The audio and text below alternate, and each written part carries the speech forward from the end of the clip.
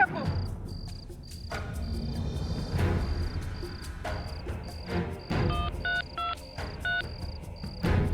Hello police station.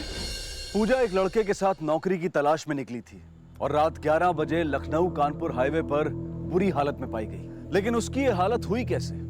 कौन थी पूजा और कौन था शेखर? और आखिर पूजा के साथ हुआ क्या था?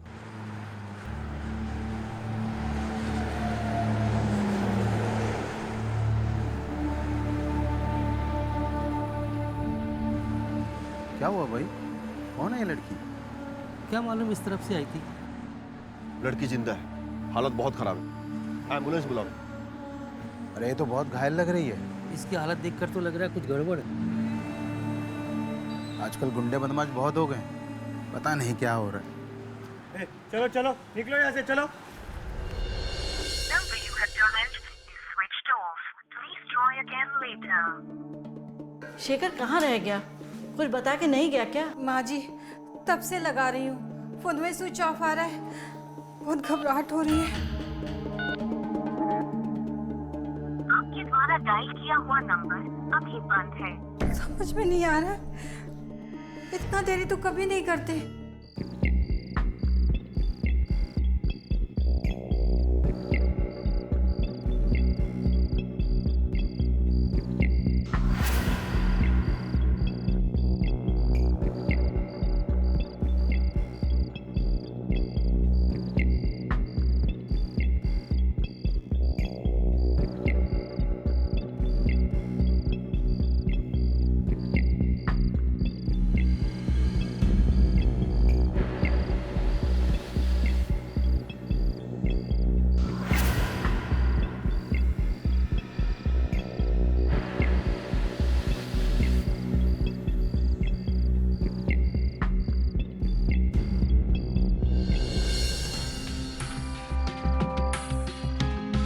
सर, लड़की का नाम पूजा है।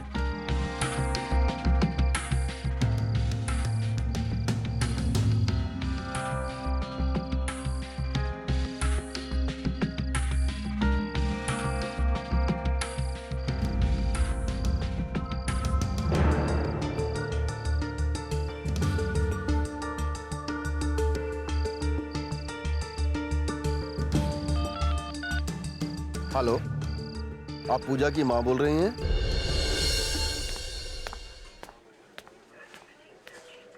साहब, हमारी पूजा का क्या हुआ है? आप कुछ बतावत का ही नहीं है। इसे पहचानती हैं? ये मोबाइल तो हमारी पूजा का है। ये चप्पल, पूजा, ये दुपट्टा, ये पर्स पर्स में पूजा का। और ये चश्मा। साहब, ये चश्मा हमका नहीं पता। साहब, हमरे पूजा का क्या हुआ है? आप शेखर को जानती हैं? नहीं साहब, शेखर का हमका नहीं पता। साहब, आप कुछ छुपावत हो, बता हमरे बिटिया का क्या हुआ है? सर, लड़की के साथ रेप हुआ है और मुझे ऐसा लगता है कि गैंग रेप का मामला है। बहुत जख्मी हालत में है, बेसिक ट्रीटमेंट हमने कर दिया है।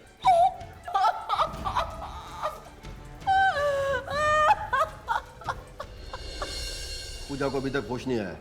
एक काम करो, घटनास्थल से जो भी चीजें बरामद हुई हैं सबकी अच्छे से जांच करवाओ। सर। और पूजा के फोन पे अंतिम कॉल किसी शेखर का आया था। इस शेखर का कच्चा चिट्ठा निकला और टेलीकॉम ऑपरेटर से। सर। और वो जो सेडेटिव मिली है, पता लगा कौन से मेडिकल स्टोर से खरीदी गई है।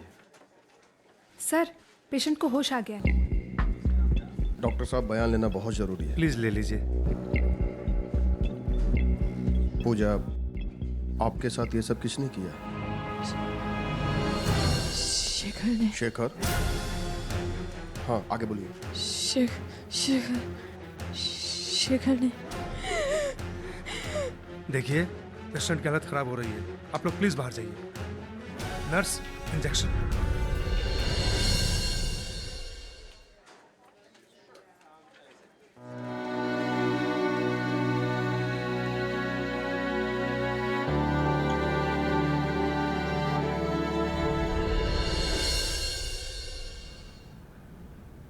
माँ जी, वो अभी तक घर नहीं आए हैं, पूरी रात बीत गई। लगता है पुलिस की मदद लेनी पड़ेगी। शेखर कहाँ है? हम तो खुद ही थाने आने वाले थे कंप्लेन लिखवाने, वो कल से घर ही नहीं आया है। देखिए हमारे साथ कोई खेल मत खेलिए, फटाफट बताइए शेखर कहाँ है? अरे आप ऐसे काहे बोल रहे हैं? क्या किया हमने बेटा ने? आपके शेखर ने रेप किया है। आप लोगों को कोई गलत फहमी हुई है इंस्पेक्टर साहब, वो ये सब नहीं कर सकते। हमें कोई गलत फहमी नहीं हुई मैडम। पूजा ने खुद बयान दिया है कि ये सब उसके साथ शेखर ने किया है। आप उसका फोटो लेके आइए।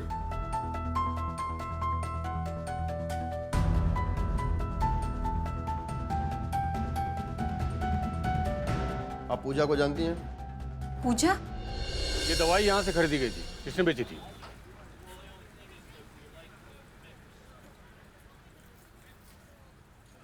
सर ये किसी पूजा शर्मा ने ली थी। तुम थे उस टाइम यहाँ पे? सर उस वक्त तो बबलू और शेखर थे। सर मैं तो 3:30 बजे आया क्योंकि शेखर ने हाफ डे लिया हुआ था उस दिन। अभी कहाँ है शेखर? सर आज तो नहीं आया वो। ये नंबर देखो, ये है उसका नंबर। हाँ नंबर तो उसी का है। क्या हुआ सर? वो आए तो इन्फॉर्म करो। Okay sir. तुम यहाँ सिविल ड्रेस में तैनात रहना, नजर रखना, और तुम सर को इन्फॉर्म करो। ये है पूजा, ध्यान से देखिए।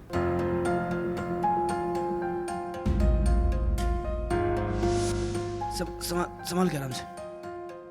अरे क्या हुआ? हाँ? कौन है ये? अमिता ये पूजा है, मेडिकल स्टोर पे दवाई लेने आई थी। कह रही थी काम ढूंढने निकली और बात करते करते अचानक बेहोश हो गई, तो मैं इसे घर ले आया। ठीक हो? बेटा ये लो पानी पियो। लो।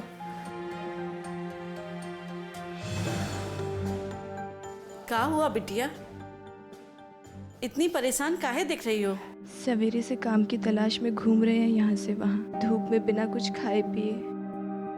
चक्कर सा आ गया हमको। अब आप ही बताइए इंस्पेक्टर साहब, जो लड़की खुद ही बेहोश होकर गिरी पड़ रही थी, उसकी मदद के लिए हमारे पति काम धाम छोड़कर को यहाँ ले आए। वो उसके साथ ऐसा कर सकते हैं? अगर उनके मन में कोनो खोट होता तो हमारे पास पूजा को लेकर काहे आते? हर पत्नी अपने पति के बारे में ऐसा ही सोचती है, लेकिन गुनहगार तो हमारे आपके बीच में से ही कोई निकल के आता है ना। ये आपके पति का है? हाँ लेकिन इंस्पेक्टर साहब वो एक पारिवारिक आदमी है, वो कोनो गलत काम कर ही नहीं सकते। बस वो एक बार हमारे हाथ लग जाए, क्या सही है क्या गलत है सब पता चल जाएगा। आप केवल इतना बताइए, कल वो 3:30 बजे अपना शॉप से निकला बाइक पे, आपको बताया? नहीं। मतलब उसने आपसे ये बात छुपाई? क्या इसके पहले भी कभी उसने हाफ डे लिया है आपको बताए बिना? ऐसा तो कभी नहीं हुआ। हम खुद ही उनका फोन लगा रहे हैं, संजय से स्विच ऑफ बता रहा है। हम भी ट्राई कर रहे हैं, स्विच ऑफ है। अगर उसने कुछ किया ही नहीं है तो अंडरग्राउंड क्यों है? उसके बाइक का नंबर दीजिए। मुझे समझ में ये नहीं आ रहा है कि शेखर को जब पूजा के साथ ये कांड करना था तो उसने पूजा को अपने घर वालों से क्यों मिलवाया? कहीं ऐसा करके वो पूजा का भरोसा तो नहीं जीतना चाह रहा था? सर ये भी तो हो सकता है कि पहले उसने ऐसा ना सोचा हो, बाद में उसकी नीयत में खोट आ गई और उसने मौके का फायदा उठा लिया। ये भी हो सकता है। फिलहाल एक काम करो, एक सादे कपड़े में कांस्टेबल घर के बाहर तैनात करो, मुझे पल पल की खबर चाहिए। Yes sir.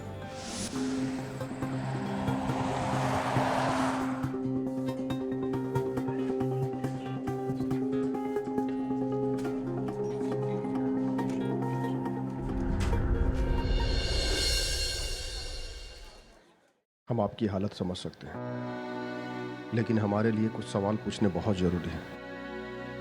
प्लीज हमें निडर होकर बताइए। 4 लोग थे, बस शेखर याद है हमें। उसके साथ उसके 3 साथी भी थे, उनका चेहरा हमको याद नहीं। हमें नशे की दवाई पिला दी गई थी, फिर चारों ने बारी बारी हमारे साथ बलात्कार किया। जब हमने विरोध किया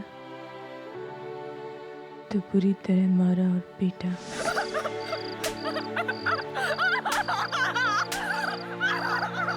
शेखर को आप कैसे जानती हैं? 4 महीने पहले हमारी मुलाकात हुई थी शेखर से। उनके मेडिकल स्टोर पे हमारी नौकरी छूट गई थी, बहुत किल्लत हो गई थी पैसों की। छोटे भाई बहन के स्कूल की फीस के पैसे नहीं थे, माँ की तबीयत खराब रहती थी। हम दवाई लेने अक्सर उनके मेडिकल स्टोर जाया करते थे। एक दिन पैसे कम पड़ गए, दवाई लेना भी जरूरी था। शेखर ने कहा दवाइयाँ ले जाओ, पैसे बाद में दे देना। अब नौकरी तो थी ही नहीं, कहाँ से लौटाते उनको पैसे। पर शेखर ने कई बार मुफ्त में दवाइयाँ दे दी हमें। इससे इस बात का तो भरोसा हो गया कि वो बहुत ही अच्छे इंसान हैं।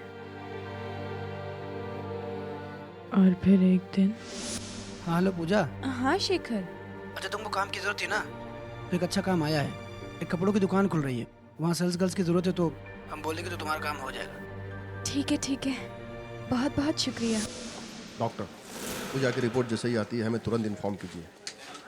हमें जल्द से जल्द रेपिस्ट को पकड़ना होगा। अपनी इन्वेस्टिगेशन टीम बड़ी करनी होगी। फिलहाल एक काम करो, शेखर के घर पे जाओ, उसकी पत्नी से उसके दोस्तों की डिटेल्स निकलवाओ। कुछ भी करो, मुझे सारे रेपिस्ट हिरासत में चाहिए। Yes sir. पूजा के विश्वास की हत्या हो चुकी थी। जिस शेखर पे उसने भरोसा किया था, उसी ने उसके साथ इतना बड़ा धोखा किया। शेखर का फोन लगातार स्विच ऑफ आ रहा था, लेकिन पुलिस हाथ पर हाथ धरकर बैठने वाली नहीं थी। उन्होंने शेखर और उसके तीनों साथियों को ढूंढने के लिए छानबीन और तेज कर दी। पूजा ने बयान दे दिया है, उसके साथ गैंगरेप हुआ है। नहीं, वो गलत बयान दे रही है। हमारे पति एक जिम्मेदार इंसान है, उनकी संगत बुरी हो ही नहीं सकती। जल्दी ये सब पता चल जाएगा। पहले उनके दोस्तों के नाम और नंबर दीजिए।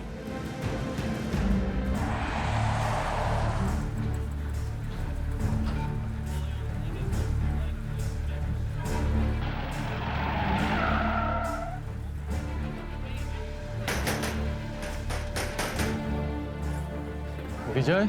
जी सर। अरे सर मैंने क्या किया? अरे सर मैंने क्या किया?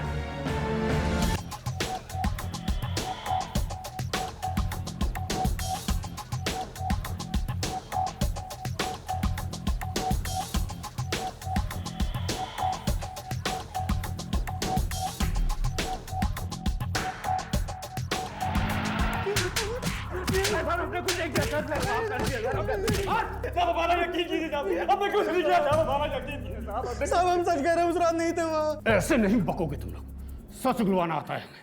गुप्ता, इन तीनों के स्पर्म टेस्ट के लिए भिजवाओ। सर।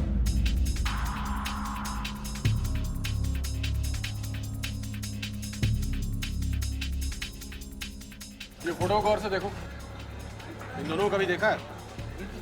जी साहब देखा है, अभी कुछ दिन पहले यहाँ से लस्सी पी के गए। केवल ये दोनों थे कि इनके साथ इनके दोस्त भी थे? नहीं साहब, ये दोनों अकेले थे। पक्का? जी साहब। लगता है शेखर ने पूजा के लस्सी में ड्रग यहाँ मिलाया और उसके बाकी दोस्तों ने वहाँ वारदात की जगह पे उसको ज्वाइन किया।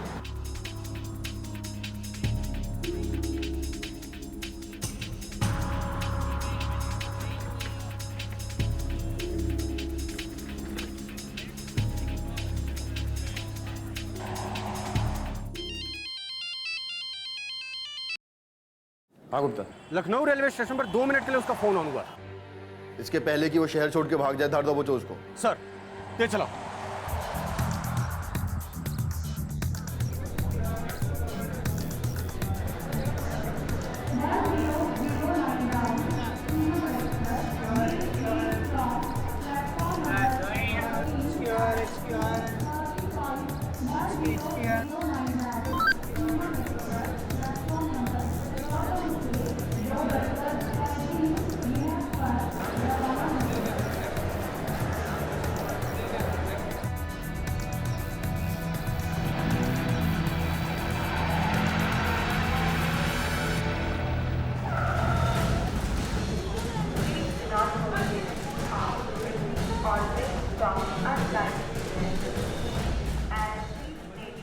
शेखर का मोबाइल फिर से स्विच ऑफ हो गया। शेखर जहां काम करता था, जहां रहता था, जहां पूजा को लेकर गया था, पुलिस उन सभी इलाकों का चप्पा चप्पा छान रही थी। शेखर के 3 दोस्त पुलिस हिरासत में थे, लेकिन शेखर का अभी तक कुछ पता नहीं चला था, बल्कि उसे पकड़ पाना और मुश्किल होता जा रहा था। पुलिस ने शेखर के मोबाइल को ट्रैक किया, लेकिन उसका मोबाइल हर बार अपनी लोकेशन बदल रहा था।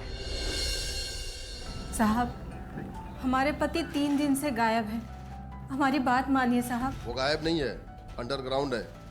अरे साहब ऐसा नहीं है साहब, वो पारिवारिक आदमी है और उनके तीनों दोस्त भी बहुत अच्छे इंसान है साहब। आप पर विश्वास कीजिए साहब। साहब हमारे पति के साथ कुछ गड़बड़ हो रहा है साहब। साहब उनको ढूंढने में मदद करिए साहब। उनके साथ कोनो एक्सीडेंट हो। आप सिर्फ अपने बारे में सोचती हैं। केवल एक बार अपने आप को उस लड़की की जगह पे रख के देखिए जिसके साथ गैंगरेप हुआ है। आप अंदाजा भी नहीं लगा सकती वो किस मेंटल ट्रॉमा से गुजर रही है।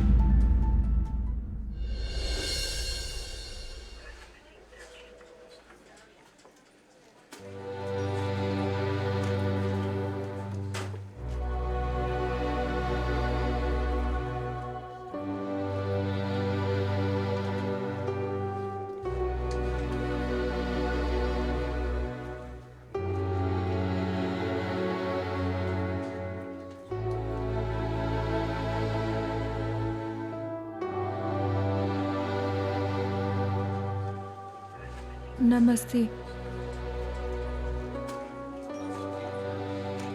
हम शेखर की पत्नी हैं।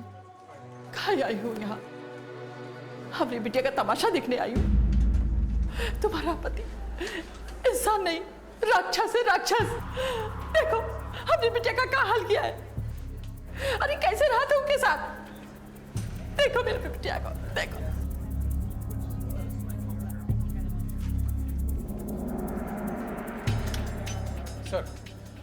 सर फॉरेंसिक रिपोर्ट आ गई है। सर पूजा की टेस्ट रिपोर्ट में 4 अलग अलग डीएनए पाए गए और उसमें बहुत ज्यादा मात्रा में वही ड्रग मिला है सर जिसकी फॉइल हमें मिली थी सेडेटिव की। लेकिन सर शेखर के तीनों दोस्तों के स्पर्म सैंपल मैच नहीं हुए जो पूजा के शरीर में पाए गए थे। तो फिर वे 3 लोग कौन हैं? अरे बहू, हम मानत हैं वो लड़के के साथ बहुत बुरा हुआ। शेखर को हम पैदा किए हैं, उसका स्वभाव जानत है, वो इतनी घिनौनी हरकत नहीं कर सकत।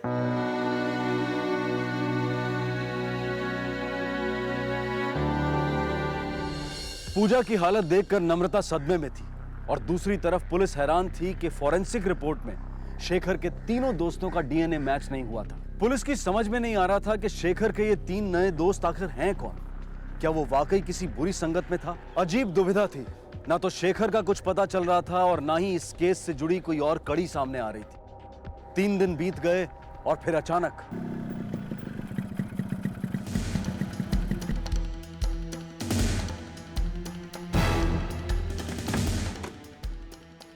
शेखर, कहाँ था तू इतने दिन? आप आ गए? कहाँ चले गए थे? 3 दिन से कुछ अता पता नहीं है। यहाँ कितना हंगामा हो गया है। हम कितना परेशान हो गए थे। कहाँ गायब थे? और फोन का स्विच ऑफ था। अरे फोन तो हमारे पास ही था। अरे कहाँ लगा? अरे इसने कुछ नहीं किया। अरे इसने कुछ नहीं किया। कहाँ लेके जा रहे हो?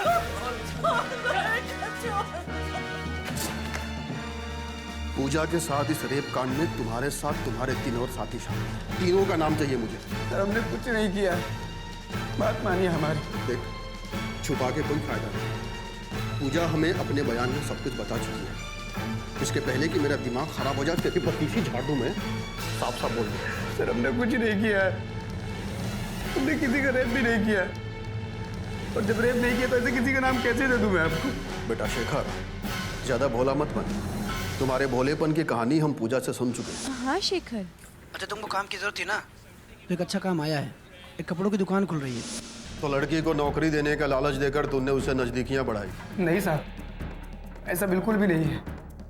पहले फोन उसी ने किया था हमको। झूठ, बिल्कुल झूठ। पूजा तुम्हें फोन नहीं करती थी, बल्कि तुम पूजा को बार बार फोन करते थे। और उस दिन भी तूने ही पूजा को फोन किया था। अच्छा सुनो, 4 बजे चारबाग स्टेशन के पास मिलो। काम आज हो जाएगा ना शेखर? हाँ पूजा, काम हो जाएगा। हाँ साहब, मेरी बात हुई थी पूजा से उस दिन, लेकिन पूजा नहीं कहा था वो हमारे साथ आना चाहती है नौकरी के लिए। हम तो नौकरी ढूंढने जा रहे थे, लेकिन शेखर का फोन आया कि अकेले मत जाओ, हमने हाफ डे ले लिया है, साथ चलेंगे। बहुत प्यास लगी थी पूजा को साहब। उसने ढाबे पे रुकने के लिए कहा हमको, तो हम ढाबे पे लस्सी पीने के लिए रुक गए। लस्सी पीने के बाद थोड़ा चक्कर सा आने लगा, फिर कुछ याद नहीं। मतलब उसके बाद हमको याद नहीं कि क्या हुआ हमारे साथ। और जब आँख खुली तो 3 दिन बीत चुके थे। सब हमको किसी ने अगवा कर लिया था। तू क्या अरबपति है? तुम्हारा अगवा कोई क्यों करेगा? और फिरौती के लिए तो कोई कॉल नहीं आया। तुम्हें क्या लगता है कोई बेहोश आदमी उड़ते फिरता क्या यहाँ से वहाँ? तुम पूरे होशो हवास में थे, इसलिए तुम्हारा मोबाइल अलग अलग लोकेशन पे ऑन और ऑफ हो रहा था। अब ये मत कह देना कि तुम्हारा मोबाइल भी चोरी हो गया था, क्योंकि जब तुम घर पे आए तुम्हारे पास मोबाइल था।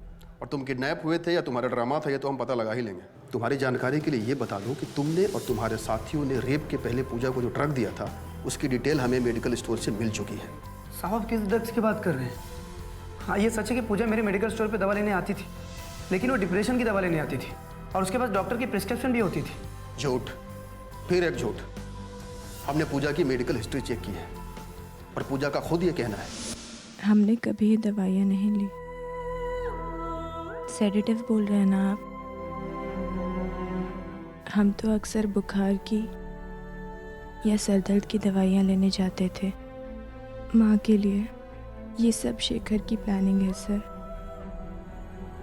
वही बार बार फोन करके हमको वहाँ बुलाया करता था। पूजा खुद हमसे बात करना चाहती थी, हमको बार बार मिस कॉल मारती थी और उसकी तंगी को देख के हम कॉल बैक कर लेते थे साहब उसको। और जब भी हम उसको कॉल बैक करते थे हमसे डिप्रेशन वाली ही बातें करती थी। हम कोशिश करते थे साहब हम उसकी मदद करते ताकि वो डिप्रेशन से निकल जाए। वो हमारी बहन जैसी थी साहब। क्या बताएं शेखर, घर में रुपया पैसा है ही नहीं, खाने तक का इंतजाम करना मुश्किल होता जा रहा है। घर में कोई बड़ा भी नहीं है जो सहारा दे दे। कभी कभी तो मन करता है अपनी जान ही दे दे। कैसी बुज़दिल वाली बात कर रही हो तुम? घर में कोई सहारा देने वाला नहीं है तो हिम्मत हार जाओगी। हम है ना, हमको बनाओ अपना बड़ा भाई। देखो पूजा, जैसे अच्छे दिन नहीं टिकते ना तो वैसे बुरे दिन भी चले जाते हैं। एक काम करो, ये रखो तुम। अरे रखो, बड़े भाई हम तुम्हारे, और कभी भी जरूरत पड़े हमको याद करना, ठीक है? उसने हमदर्दी दिखाकर अपने जाल में फांस लिया हमें। फिर मौका देखकर गिरगिट की तरह रंग बदल लिया। साहब अब खुद सोचिए, अगर हमने रेप किया होता तो हम घर वापस क्यों आते? हमने आपको पकड़वाने। तुम घर वापस इसलिए आए ताकि तुम पे किसी का शक न जाए। बड़े ही शातिर आदमी हो तुम, और 3 दिन तक तुम छुपे हुए रहे ताकि तुम एक्सक्यूजेज जमा कर सको। कोई फायदा नहीं होगा। मैं तुमसे आखिरी बार पूछता हूँ, तीनों साथियों के नाम बता दो मुझे। सर अब 1000 बार पूछेंगे तो हमारा एक ही जवाब होगा, हमने रेप नहीं किया। नहीं किया मतलब नहीं किया है। इसके स्पर्म का टेस्ट करवाओ। सर तू बचेगा नहीं।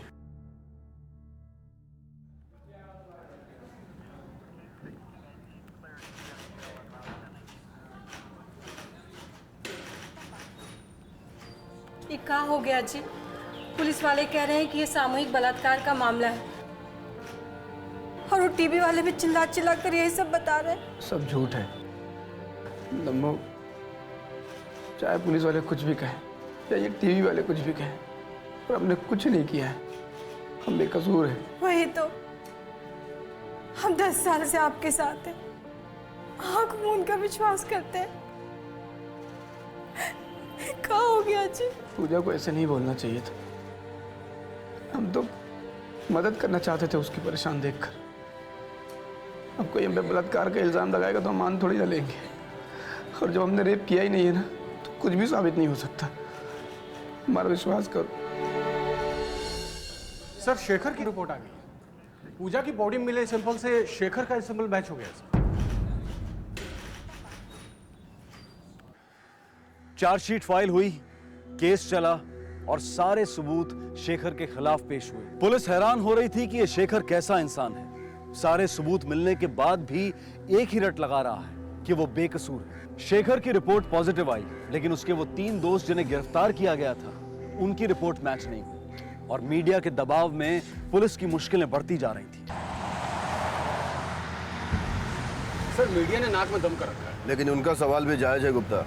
हाँ सर, मेन रेपिस्ट को पकड़ लेने के बाद भी उसके बाकी तीनों साथी तक हम अभी भी नहीं पहुंच पाए। जबकि सर शेखर और पूजा दोनों साथ में उस लस्सी वाले ढाबे पहुंचे थे। दोनों ने साथ में लस्सी पी, यहाँ तक सर दोनों साथ में थे। उसके बाद शेखर पूजा को बाइक पर बिठाकर ऑफ रूट से उस जंगल में लेके गया जहाँ पर पूजा का रेप हुआ। लेकिन सर शेखर का कहना यह है कि लस्सी पीने के बाद उसको चक्कर आया और उसको कुछ याद ही नहीं रहा, और 3 दिन बाद जब उसको होश आया तो उसने खुद को लकड़े कारखाने में पाया। जबकि सर लकड़े का कारखाना तो रेप वाली जगह से बिल्कुल अपोजिट साइड में। सर इसका मतलब शेखर पक्का झूठ बोल रहा है। हो सकता है, और यह भी हो सकता है कि शेखर और उसके तीनों साथियों का कोई ना कोई मददगार हो इस एरिया में, क्योंकि 3 दिन तक छुपे रहना बिना किसी के हेल्प के बाइक छुपाना पॉसिबल ही नहीं है। एनीवेज, हम तो जा ही रहे हैं उस एरिया में बारीकी से छानबीन करने। देखते हैं, शायद कोई सुराग हाथ लग जाए।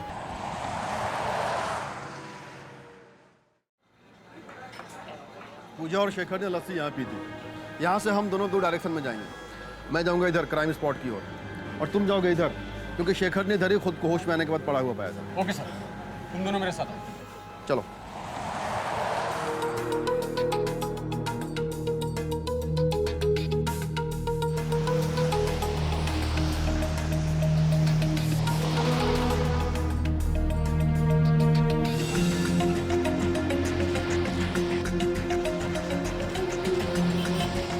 क्या भाई, वो अच्छा, ये सब्जी का ठेला रोज यहाँ नहीं लगाते हो क्या? पिछले 15 दिन से दिखाई नहीं दिए।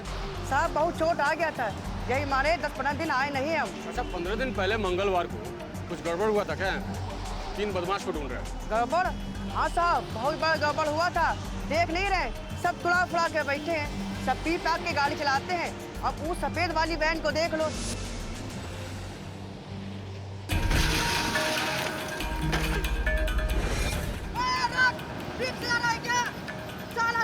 सब नुकसान कर गया।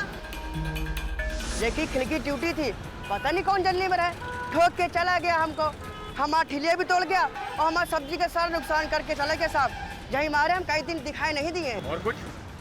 और हाँ साहब, उस सफेद वाली वैन के पीछे चद्दर में कुछ रखा हुआ था। अच्छा, उस गाड़ी का नंबर याद है तुमको? साहब, गाड़ी का नंबर प्लेट टूटा हुआ था और आखिरी का 2 नंबर याद है, 8 और 9। सफ़ेद कार, टूटी हुई नंबर प्लेट, बेतहाशा भाग रहे थे, सब्जी वाले के ठेले को उड़ाया। इतनी कहानी तो हमें पता है, तो सिर्फ इतना बता दे तुम्हारे साथ था कौन कौन? साहब आप क्या बात कर रहे हैं? कौन सी गाड़ी, कौन से साथी? सर वो सफेद कार मिल गई है, उसके मालिक का भी पता चल गया है। उसका नाम आकाश है और आकाश ने वो गाड़ी सेकंड हैंड खरीदी थी।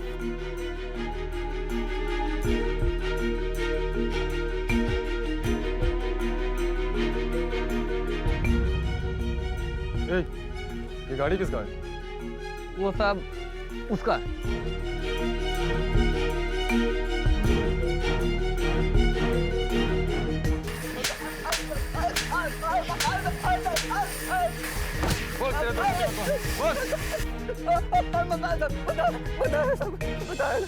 सब उनका नाम है साहब, करण और श्रीकांत साहब, सब 4 बार बच चुके हैं साहब।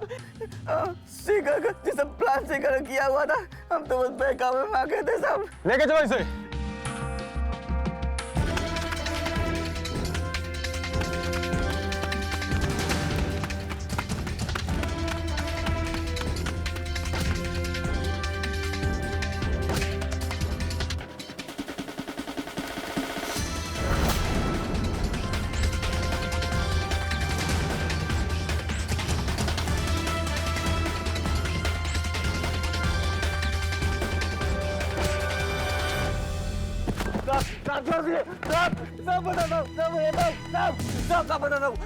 साहब ये सब शेखर की प्लानिंग थी साहब, उसी के कहने पे हम लोगों ने किया साहब। तुम्हारे तीनों साथी अपना गुनाह कबूल कर चुके हैं। अब यह साफ हो गया है कि तुम चारों ने मिलकर ही रेप किया था। उनके स्पर्म सैंपल और डीएनए मैच कर गए। तुम्हारा तो पहले ही मैच कर गया था। अब सीधे सीधे अपना गुनाह कबूल कर। साहब ये हमारे साथ सरासर गलत हो रहा है। जब हमने कोई गुनाह किया नहीं तो फिर हम कैसे कबूले? हम तुमसे कभी मिले भी नहीं, हमको जानते तक नहीं है साहब।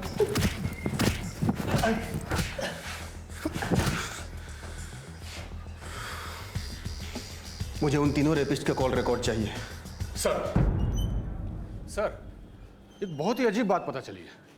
हमने उन तीनों के कॉल रिकॉर्ड्स निकाले, लेकिन शेखर की उनसे कभी कोई बात ही नहीं हुई। ऐसा कैसे हो सकता है? यदि उनकी आपस में बातचीत नहीं हुई तो फिर गैंग रेप को प्लान कैसे किया? सर एक और बात मालूम पड़ी है।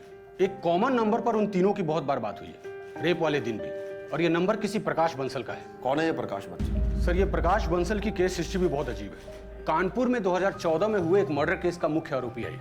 इस वक्त वो जमानत पे है, लेकिन उसका साथी बंसी अभी भी जेल में है। और सर इंपॉर्टेंट खबर यह है कि उस मर्डर केस का चश्मदीद गवाह शेखर रह चुका है। व्हाट? शेखर आई विटनेस है? Yes sir. और ये बात हम सब तक छुपी रही? सर ये फाइल हमें कानपुर पुलिस से मिली है।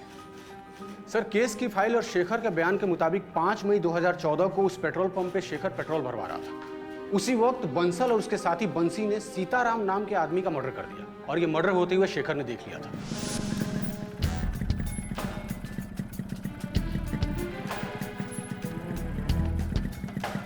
अरे भैया कौन है? अरे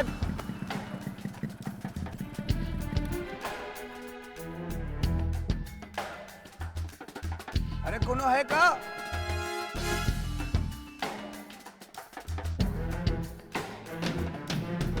भाई जी अम्मा कसम गलती हो गई, आइंदा कभी नहीं करेगा भाई जी।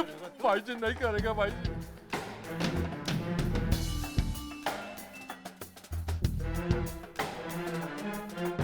साले हमारी कंप्लेंट करेगा तू? भाई जी गलती हो गई मुझसे।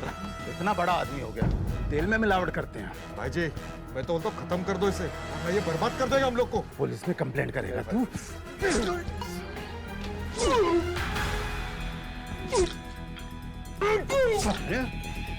कंप्लेंट करेगा।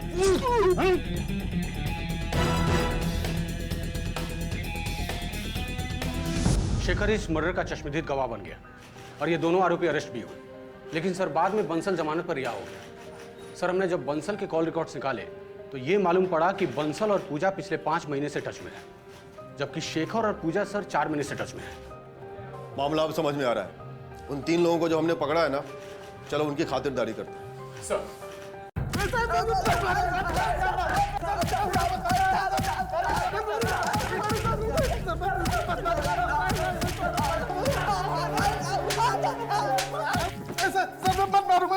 गलती हो गई साहब, सब गलती हो गई। साहब शेखर के बहकावे में आ गए थे साहब, हमारी मत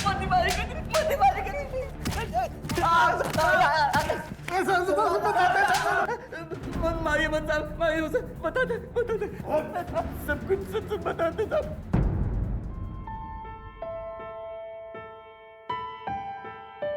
दीदी अब क्या हम लोग लखनऊ कभी वापस नहीं आएंगे? क्या करेंगे यहाँ पर आकर?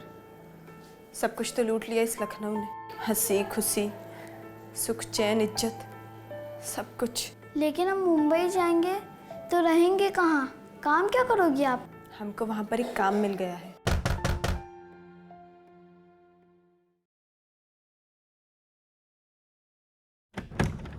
पूजा, केस से रिलेटेड कुछ जानकारी मिली है हमें, आपको हमारे साथ पुलिस स्टेशन चलना होगा। सर हमें यहाँ क्यों बुलाया गया है? बात क्या है? कोई हमें बताता क्यों नहीं? बता देंगे बंसल जी, मैडम को तो आ जाने दीजिए।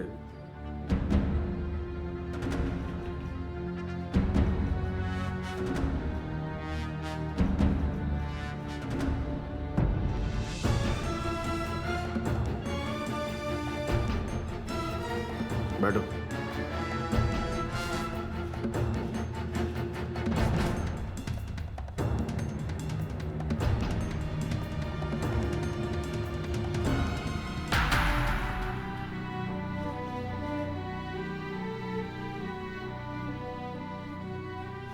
आप इनको जानते हैं? जी नहीं। पूजा, आप इनको जानती हो? नहीं सर। सर ये दोनों तो एक दूसरे को बिल्कुल नहीं जानते। लेकिन हम कुछ जानते हैं। ये रहे आपके कॉल रिकॉर्ड्स और ये रहे आपके कॉल रिकॉर्ड्स। आप दोनों पिछले 5 महीने से एक दूसरे से लगातार बातचीत कर रहे थे। इतना ही नहीं, वे तीनों लड़के जिनके स्पर्म सैंपल पूजा की रिपोर्ट से मैच हुए हैं, आप उनसे पिछले 4 महीने से टच में हो। और ये है हमारे लिए हुकुम का इक्का, आपके कानपुर मर्डर केस की हिस्ट्री फाइल। वही सीताराम मर्डर केस।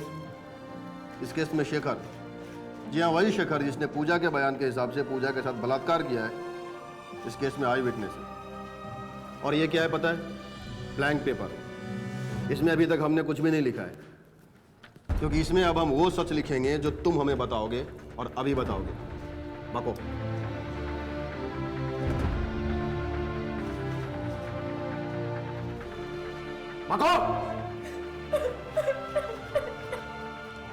सर हम बहुत परेशान थे, क्या करें कैसे करें कि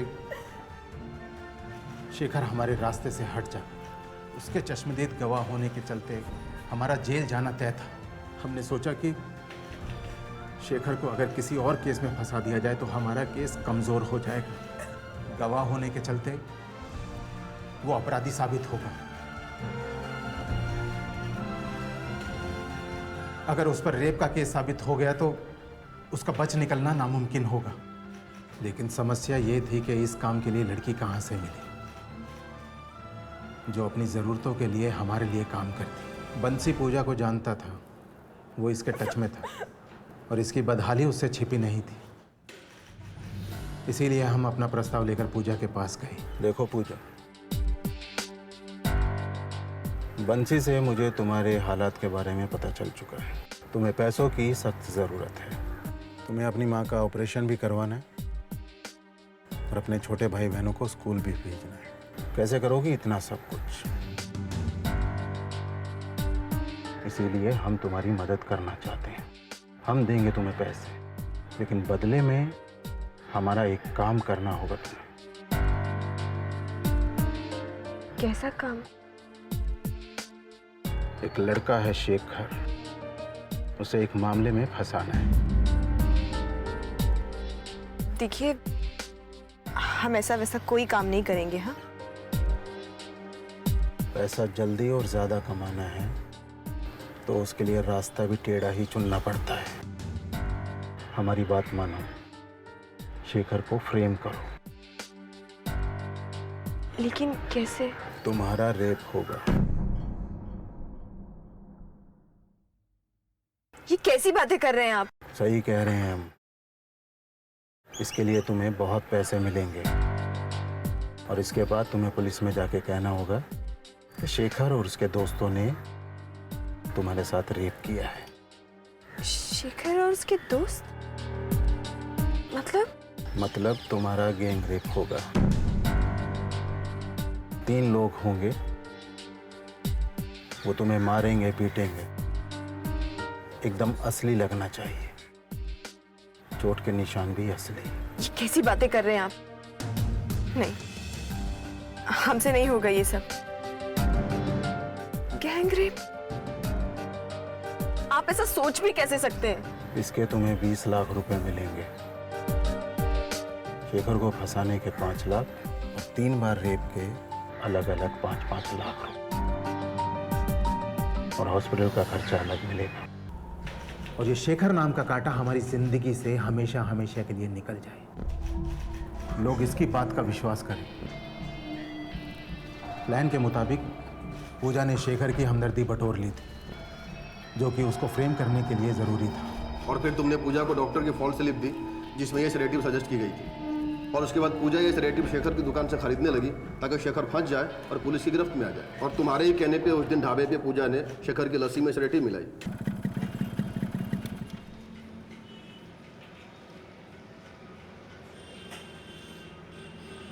भैया 2 लस्सी देना।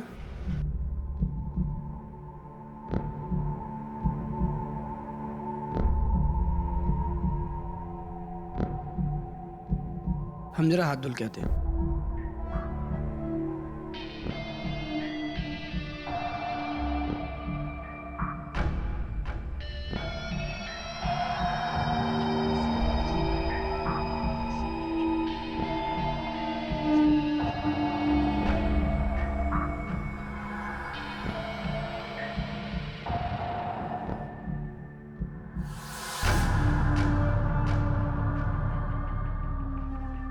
जब शेखर बेहोश हो गया तो हमारे कुछ आदमियों ने उसे एक चादर में लपेटा और सफ़ेद कार में डाल दिया। उसे हम एक सेफ जगह ले गए और हमने 3 दिन उसे वहाँ रखा। हमारे एक आदमी ने उसकी बाइक उठा ली ताकि किसी को कोई सुराग ना मिले, और वो सेडेटिव पूजा को भी दी गई ताकि ये उन लोगों के चेहरे ना पहचान सके जिन्होंने इसके साथ रेप किया था। गैंग रेप के बाद आकाश ने हमें इन्फॉर्म किया। हम हाईवे से सिर्फ इसलिए गुजर रहे थे ताकि हम ये देख सकें कि पूजा को ठीक से अस्पताल पहुंचाया जा रहा है या नहीं। और हमारे आदमियों ने पुलिस को इन्फॉर्म किया था, और हमारे आदमी शेखर का फ़ोन लेकर एक जगह से दूसरी जगह जा रहे थे ताकि पुलिस को डाइवर्ट कर सके। लेकिन एक बात अभी भी क्लियर नहीं हुई, जब शेखर ने कुछ किया ही नहीं तो उसके सैंपल मैच कैसे हो गए? बेल पे बाहर आने के बाद मैं शेखर की हिस्ट्री ज्योग्राफी खंगाल रहा था कि कोई तो ऐसी कमज़ोर कड़ी होगी जिससे मैं उसे ब्लैकमेल कर सकूं। हमें पता चला कि शेखर की पत्नी का IVF ट्रीटमेंट चल रहा है। पहली बार की कोशिश में वो नाकाम रहे और दूसरी बार की कोशिश के लिए वो ट्राई कर रहे थे, और हमने वहाँ के कंपाउंडर को पैसे खिलाए ताकि शेखर का स्पर्म हासिल कर सके। और उसके बाद हमारे 3 आदमियों को हमने पूजा मामले को सेट करने को बोल दिया।